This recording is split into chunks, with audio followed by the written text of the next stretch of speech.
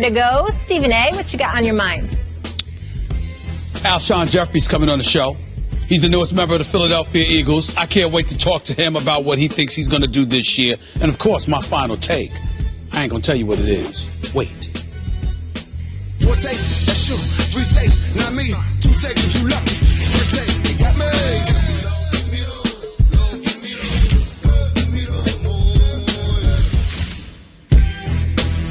Warriors forward Andre Iguodala repeatedly used a racial epithet in reply to a reporter's question about what led to a loss at Minnesota on Friday night. Take a listen. Yep, they want dumb. So I'm gonna give y'all dumb. Anything else? Yeah. What would dumb say? Just play harder. Figure it out. Change gonna come. Ain't that what we should say? Yeah, I know. Change gonna come.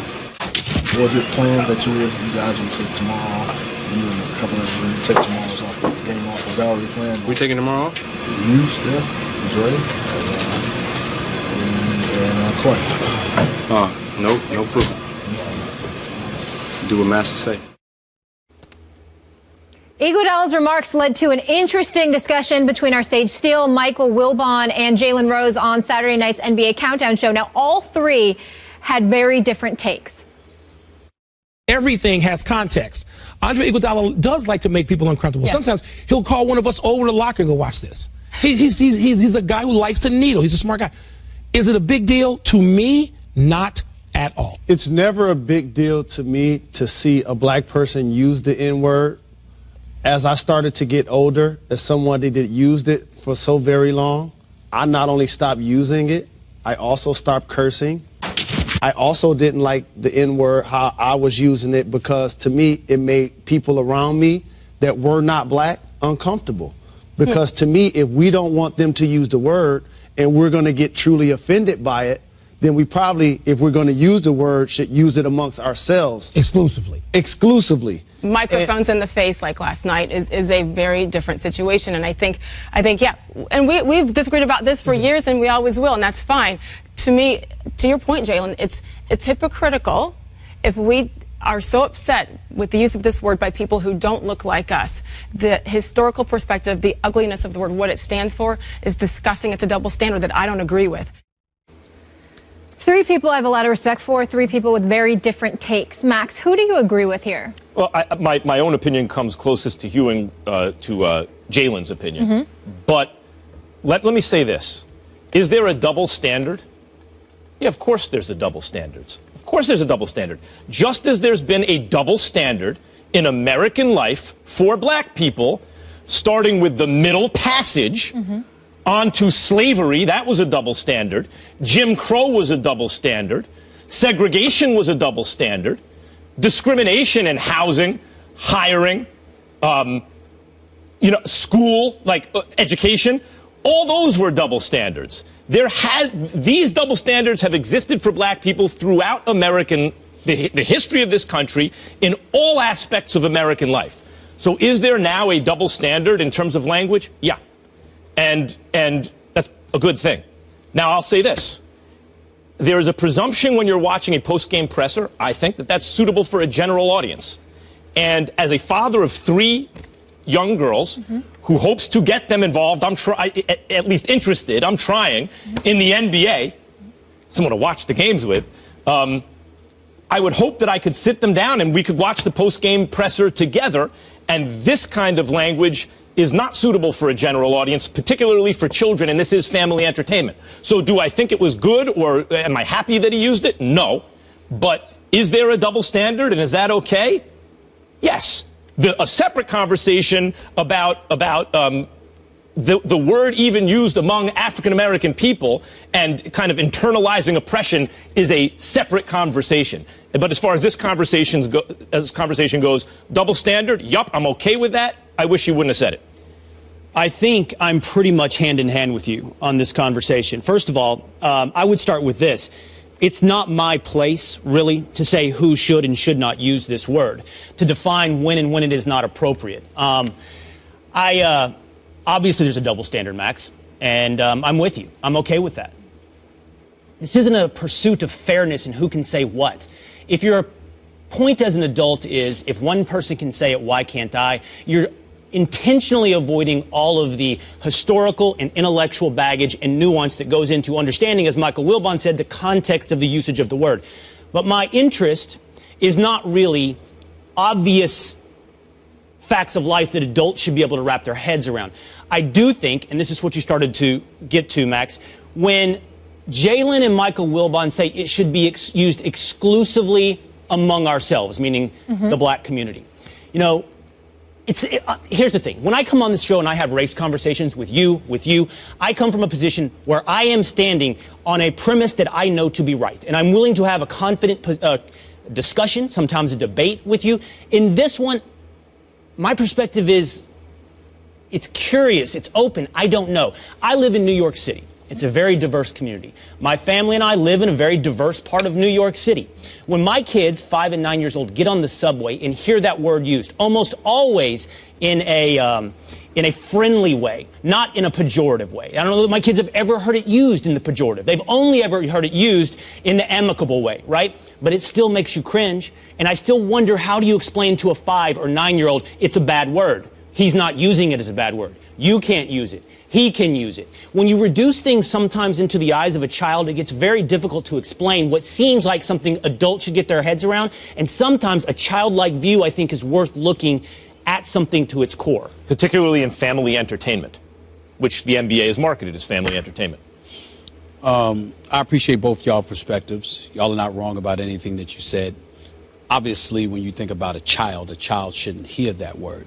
But for every white person, Jewish person, Hispanic, anybody else that hears that word and they point to children, I would ask you to consider the black child that has been called that word and how does it make them feel?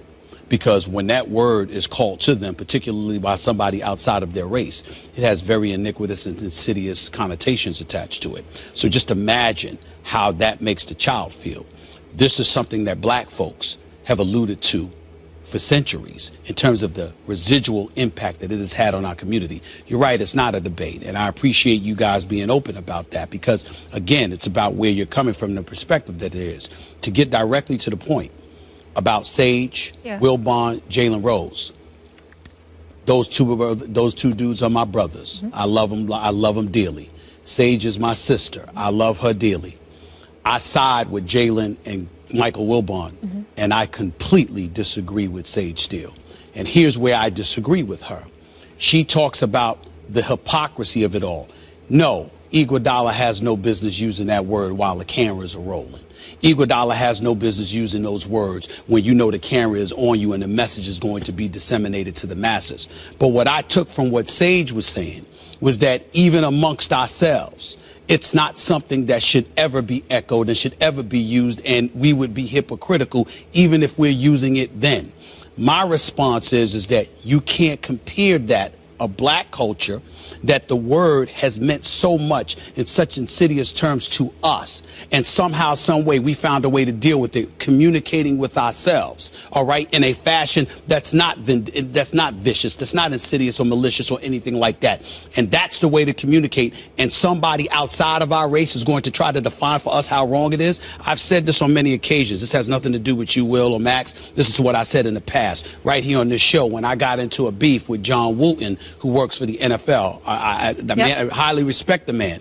My issue with him was not his willingness, his devotion towards eradicating the word. It was giving the NFL, a white power structure, the power to punish those within the black community who would use the word. Right. It resonated with me because I'm saying, wait a minute. If you are the ones who made the word so vicious and so malicious to a race of people, how do you get to turn around after that and decide that we can be punished for talking amongst ourselves, not on the airwaves or anything like that? But I'm just saying amongst ourselves, I have a problem with that. I have a question, and certainly it wouldn't be in the pursuit of trying to demand or decide who gets to say what. Rather, just a simple curiosity. If there are places where it's inappropriate to use this word, as Michael and Jalen suggested on their broadcast, and I would too, and you just did as well, and that children shouldn't hear the word, and I know several young black children, friends of my children, they don't use the word. What is the why at the core of that?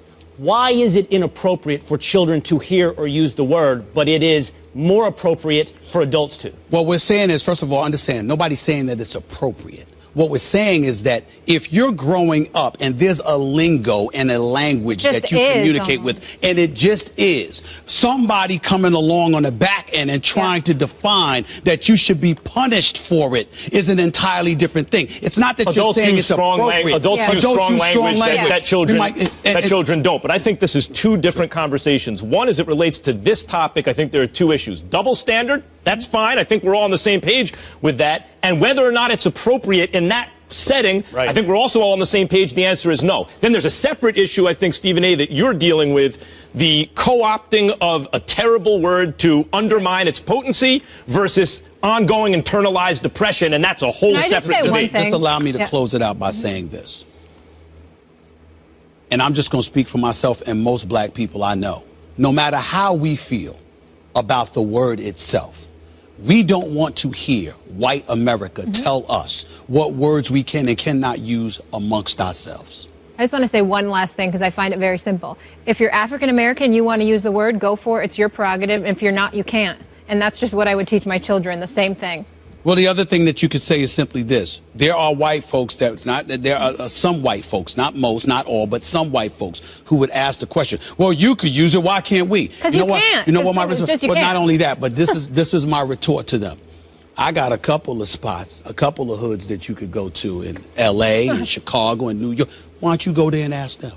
Because you know better. In other words, I'm challenging them because I'm saying deep in your core, you know better. Don't ask a question. It's a rhetorical question. You know the answer to that. You just want to act like you don't because you want the license to do what you want to do. I want to leave it here on this. Sure. Certainly there isn't a desire to dictate who can and cannot say. I'm more curious about the personal decision that you would make or Jalen would make or Wilbon would make on when and where and why it's okay to use it. I'm genuinely curious on that personal decision that you make. And I'm saying to you that for me personally, I side with Jalen Rose. I find that the word it's as insidious as it is. It wasn't that way to us when we were communicating with ourselves, but because others have invaded the proceedings per se and have now used it as a license to try and use it themselves, I side with Jalen in terms of saying, okay, we got to pump the brakes because this is getting out of hand, but we never used it consciously. It's not like you're talking. It's almost like cussing, for crying out loud. It's not like you're just planning on saying the F word or the MF word or whatever. It's just something that comes out of your mouth. Words that are verboten are attractive, especially to teenagers and stuff, because they're verboten, you know. Yeah. Good conversation. Will, thank you so much for being with us. Coming up after the break, the newest addition to the Eagles, Alshon Jeffrey, joins the show to tell us why he chose Philadelphia. And Brady and the Patriots won the Super Bowl, so why is New England so active in free agency? Max thinks he knows why, and he will explain. Hey, this is Shaquille O'Neal, the one who taught Stephen A. Smith